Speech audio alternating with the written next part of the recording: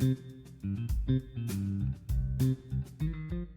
I'm Tom McGrath, and welcome to the Satell Institute's Executive Session podcast. This is the podcast where we talk to CEOs and other business leaders about corporate social responsibility and giving back to the community, which, of course, is the mission of the Satell Institute. For more about Satell, you can go to satellinstitute.org. So this is our debut episode, and I'm really excited to have with us someone who knows this space particularly well. He's Marc Brownstein, CEO of the Philadelphia-based branding company, the Brownstein Group, also happens to be a longtime Satell Institute member. And we're going to talk a little bit today about the branding benefits that come to companies that really lean into corporate social responsibility. So, Marc, welcome. Great to see you. Yeah, Tom, thanks. And I'm honored. I'm honored to be on the debut broadcast. So let's go. Hopefully we'll together, we'll set a pretty good standard here. Well, this also makes you a guinea pig, so I appreciate your willingness to sort of to play that role. Here we go in this episode. So anyway, we'll let's stay get on the started rails, here. Right? Yeah, well, we shall see. Let me just start off. Tell us a little bit about the Brownstein Group, because I know this company has been around for a long time, started by your dad, but I also know you guys have evolved in recent years. So just kind of give us a quick overview of the company these days. Yeah, sure. My father was a madman, and he was in the advertising business. He was an artist who had 3 kids, and he knew that he had to feed these kids. So he went from fine art to commercial art, which is advertising, working for a big agency that became a national agency in Philly, NWR. But then he broke out on his own, and in 1964 started Brownstein Advertising. And we've just he set a high bar for big ideas, for creativity, for having the right culture, and that's something that continues to this day. So my dad Bernie put a lot of good things in place that remain relevant in 2026, and so this is like March, right? March 2026 is 62 years, Wow. which is crazy. So today we're 3 generations. My dad is still alive. He's 90 and still very curious. He's a young 90, wants to see the ideas, comments to me all the time on stuff. My son, James, runs our LA office, and he runs our influencer marketing company. So, you mentioned talking about evolving. We have continued to evolve. We've evolved all the time. So I started my career at Ogilvy and Mather in New York. I'm a writer, creative guy.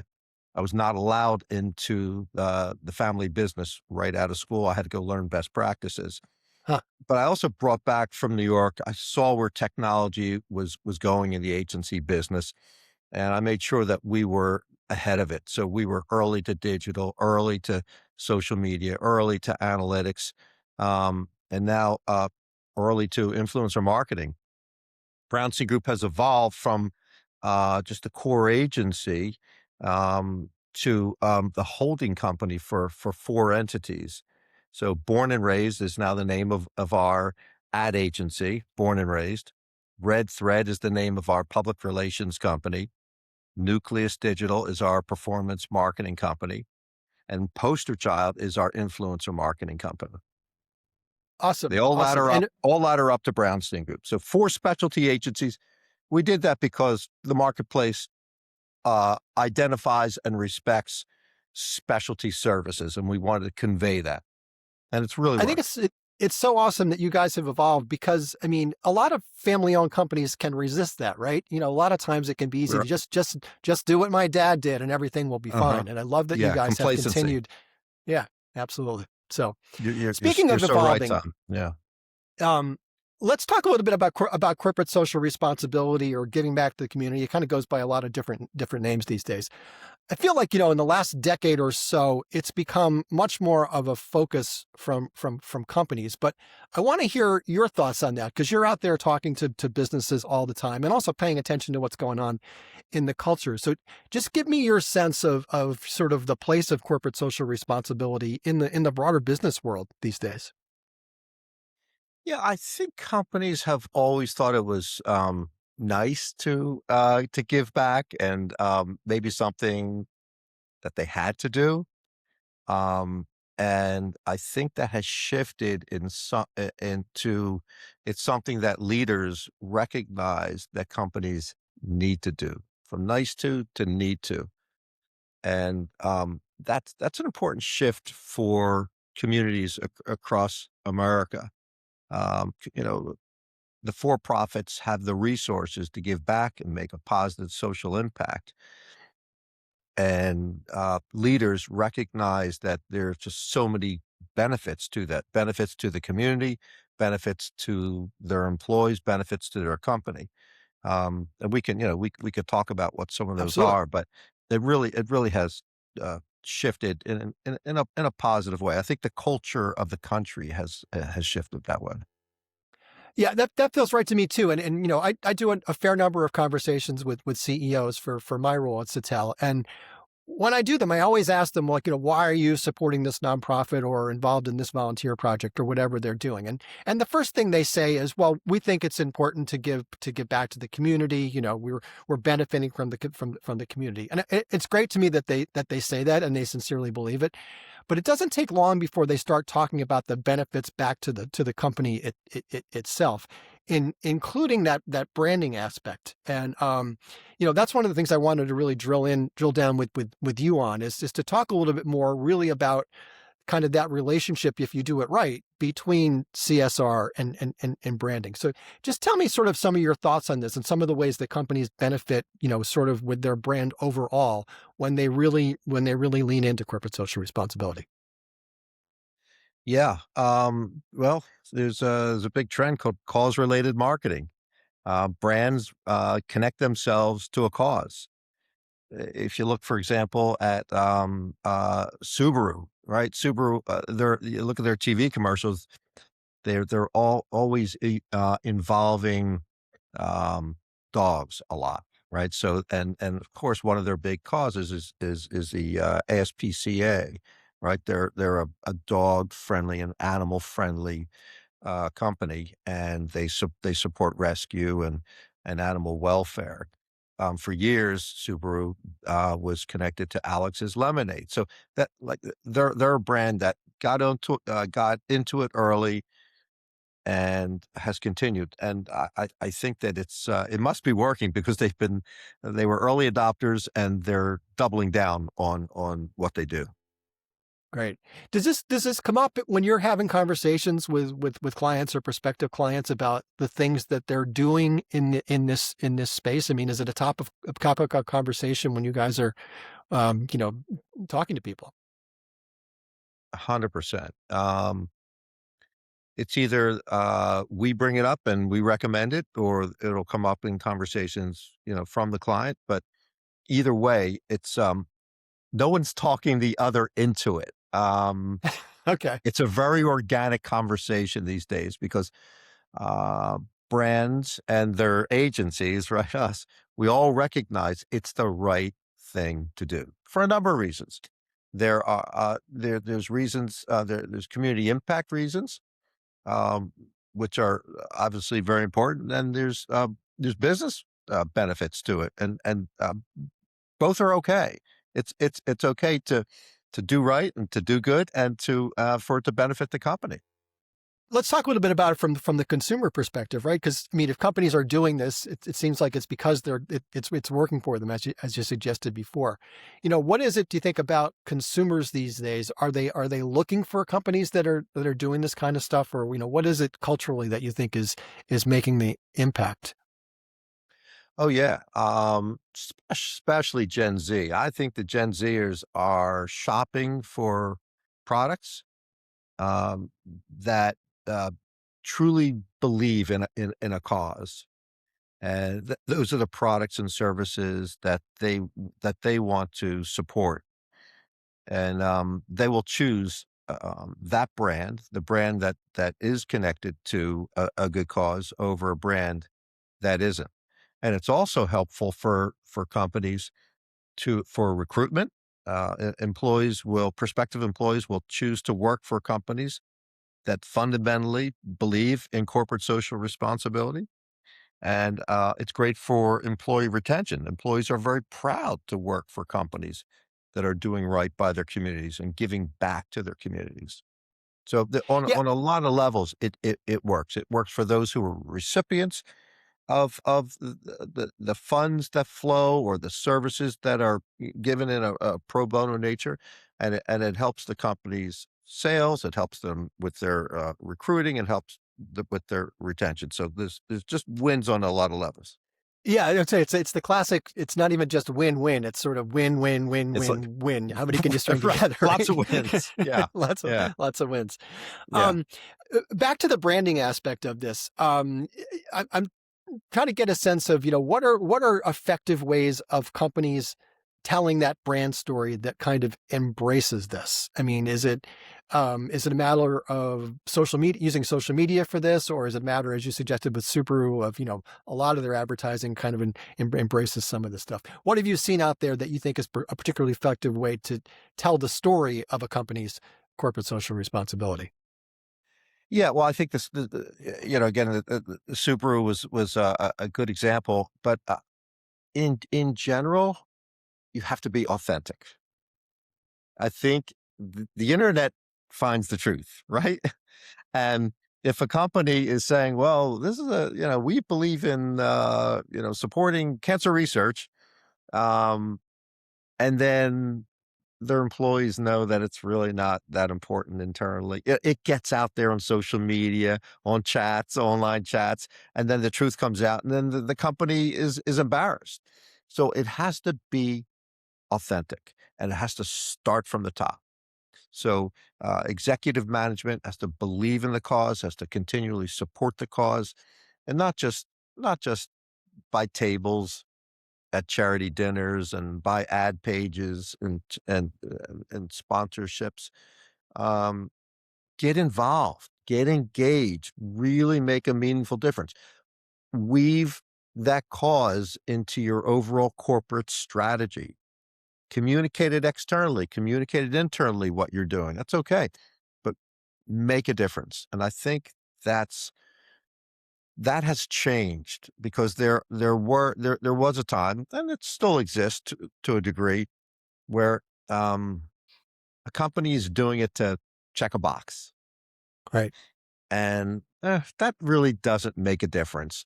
And ultimately, it's sussed out, right? You're Yeah. you're found out, and then it's embarrassing. It's embarrassing for the company when if you're saying that cancer is our cause, and it really means a lot to us, and there are no programs internally at the company, and there's no community engagement that the company is offering and encouraging their employees to do. And there's no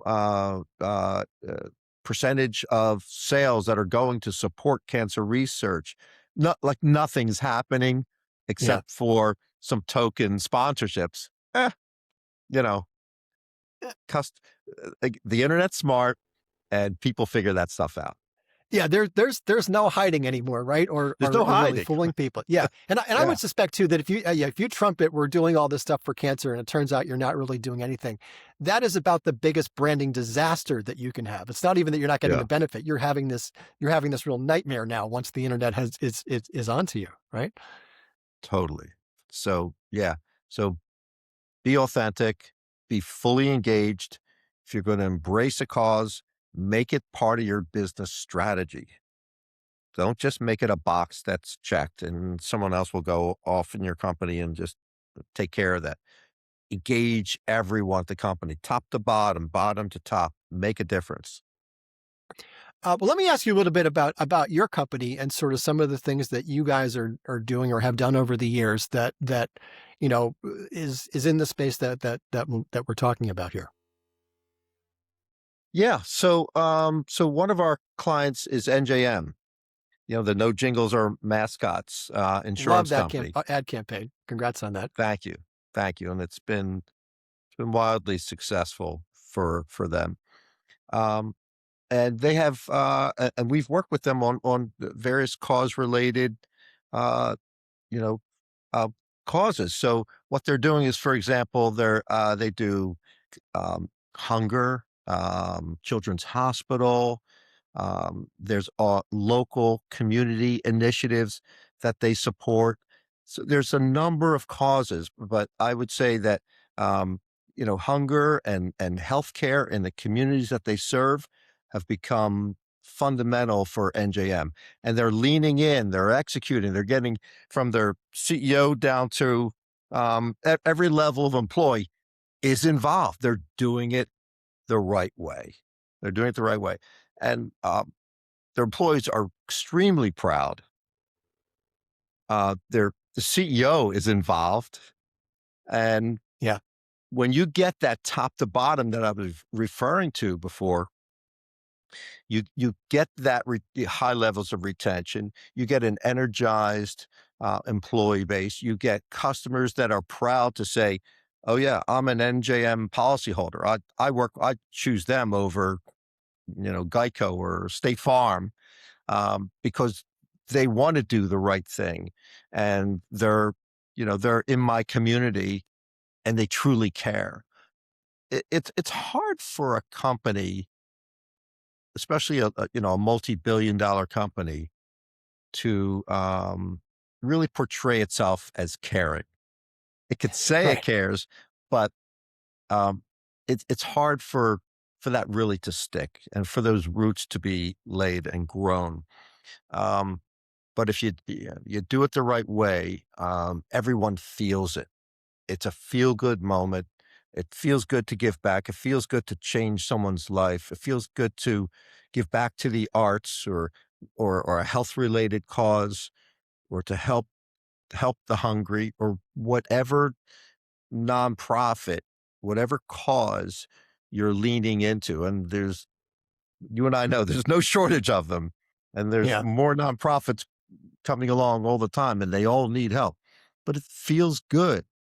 And when it's organic like that, like with NJM, leaning into hunger, leaning into the arts, leaning into a lot of other community initiatives, when it's done like that, and you do have the community engagement, it's so much more than ensuring home and auto and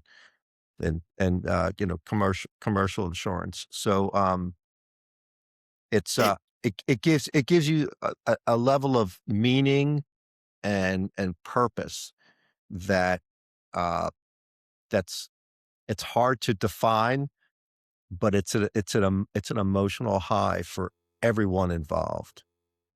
well, yeah, it seems to me like there's such a like a virtuous circle to all this stuff too, that if the company is authentically supporting causes that it cares about, that its employees care about, employees are inherently more motivated, right? It's more than just showing up to go to work because we're going to, sell people insurance and provide a valuable product to them. But now there's another layer to it. And if they're engaged, they're probably performing better, and then the company's performing better. And then, theoretically, there's more resources to be given back to the community. So it's just, again, it goes back to that win. It's not just win-win. It's this cycle of things that just sort of keep on going, which is, it's kind of really cool to see it in action. And it sounds like NJM is a great example where that's really taken place for sure. Yeah, and for them, it's something that they've always done, but now they tightened their strategy. When we work with them, like let's lean into like a smaller handful of causes and make a bigger impact. Um, Rather than spreading the resources and having a smaller voice, let's do a smaller number of causes and make a bigger difference. Absolutely, yeah. And it's I bet in that example too that you're getting a tighter relationship with the if they're nonprofits that they're supporting, because they're getting a bigger bite of the apple. There's probably a tighter relationship there that ends up, again, sort of helping everybody across the board, which is really And cool. So Yeah, and Tom, there was a time when companies wanted to be discreet. They didn't want to, trumpet what they were doing. They thought maybe, it's in bad taste. There's nothing wrong with that now. There's nothing wrong with putting it out on social media, with putting it out on internal communication platforms, letting your employees know what you're doing and the difference you're making, and letting your customers and the public know what you're doing. It's good for the causes. It's good for your employees. It's good for business. It's funny. You reminded me of a great talk you gave at a Satell conference a couple of years ago. That was, I think, talking to nonprofits about telling their own stories and being really effective about that, and not being shy about getting out there and telling your story. Because if you don't tell it, nobody else is going to tell it, right? And there's too much noise out there, right? We all know that everyone's a publisher, everyone's a broadcaster. There's a lot of voices out there. It's hard to get your voice heard and seen. And so if you're shy, you're going to get run over. No one's going to hear you. Trumpet the good that you're doing. Be proud of it. And today it's embraced. You want to say it and do it in the right way, of course, but be proud of it, because internal and external audiences are also proud of what you're doing. Right. So just trying to look ahead a little bit. I mean, do you see any trends that are happening? I mean, if we look down the road 5 or 10 years, do you have any, if you have a crystal ball here, can you look into this and sort of predict to me the future of corporate social responsibility or how it impacts branding? I mean, just a general sense of where your gut says that some of this might be going in the years ahead. Yeah, well, there's more and more nonprofits, which worries me a little bit, because there's only so many resources to go around from the for-profits. And there may need to be a consolidation among the nonprofits. If they're all, going back to the cancer example, if you have, there's 60 nonprofits all trying to cure cancer, maybe there should be a consolidation, just so that companies can put the resources behind fewer and maybe really find a cure. So I do see more and more nonprofits coming on, and it's getting harder. I talk to the heads of development for these nonprofits, and the look on their faces is like, it's hard out there. Because there's one pie of funds, right?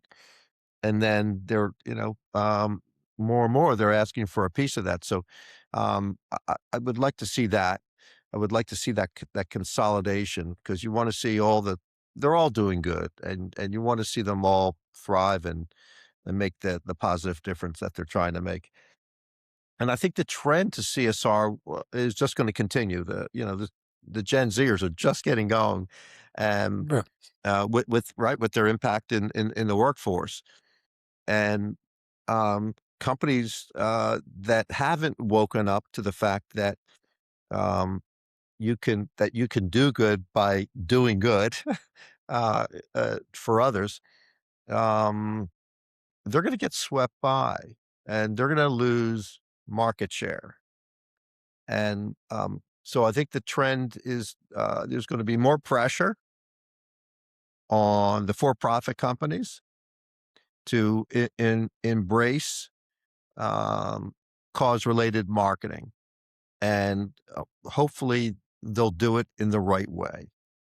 Because just because a company may not have fully embraced it doesn't mean that it's not organic. It means that they've just haven't thought about it as an internal strategy.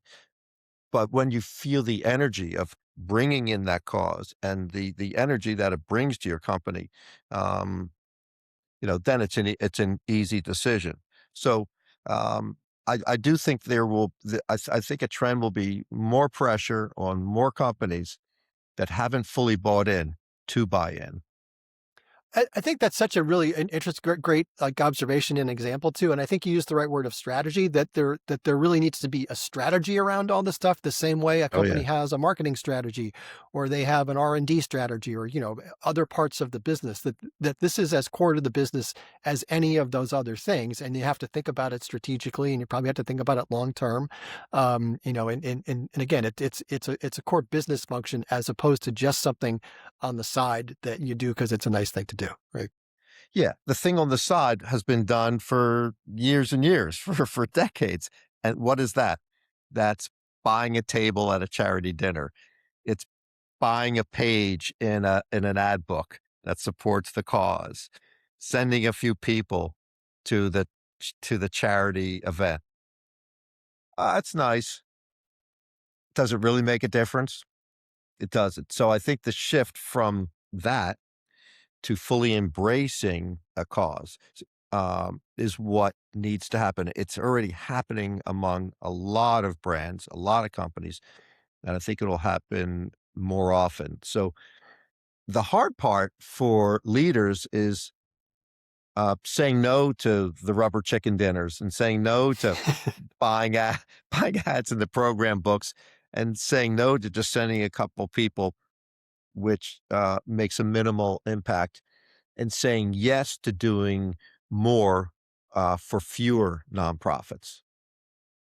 Yeah, that makes sense. But again, goes back to the idea of, they're not saying, a CEO is not saying yes to every idea that comes, that bubbles up through the ranks of their company. They want ideas that align with where the company is going. And it feels like this is exactly kind of the same thing here. So last thing I want to ask you about, Mark, is the Satell Institute itself. I mean, you have been a member since the early days, as far as I Since know. the start. Just tell me. Well, yeah. All right. Well, tell me a little bit about those early days, but also just some of the things that you've gotten as a CEO from being connected to the organization. Yeah. So, I mean, I remember Ed Satell bringing a handful of us around a table. We were at the Union League in Philadelphia, cooking up this idea 10 years ago. And it was just, there was just so much positivity around that table. It's like, yeah, I mean, there's no downside to this. Like we were saying before, it's, all the check marks, right? It's win, win, win. So y- I've yet to run into a CEO who says, nah, yeah, that's going to hurt our business. Like, we Right. don't need to, like, no, it's the opposite, right? It's all positives. It's all positive. So when we sat around that first time, there was just a ton of ideas around it.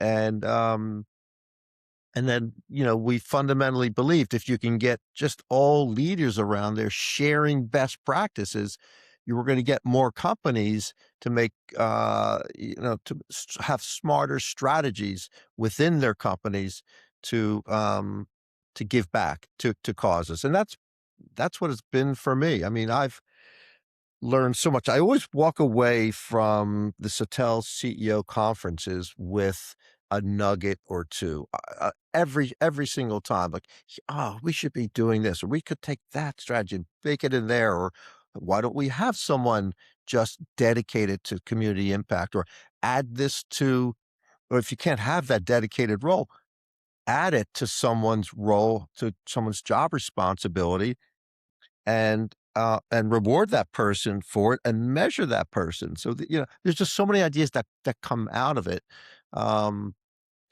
which is, it's inspiring. It really is. So to the reason, when you go to the Satell CEO conferences, it attracts, I don't know, like 500-600 leaders. It's crazy, both in person and online. Why does that happen? Because it's become a priority for all the reasons we discussed Hmm. in this conversation that you and I are having.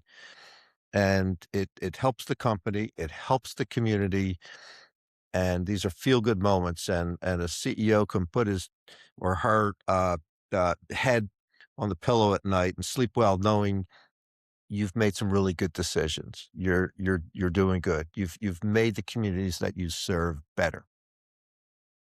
Yeah, and in terms of those conferences, I invariably hear, like you just said here, that people come away from it with something, either a tactic or strategy, or I met somebody that I'm going to follow up with. So I mean, from a CEO's perspective, like that's a worthwhile investment of time, right? It wasn't just, I went to this event and spent the entire thing on my phone. There's real payback that comes to people from showing up at these things. So Yeah, and I think the structure way the Satell conferences, um, the way they're implemented, you don't want to look at your phone because there's so much involvement, there's so much engagement, there's so much interactivity. You're learning. You're not just sitting and someone's speaking to you, and this.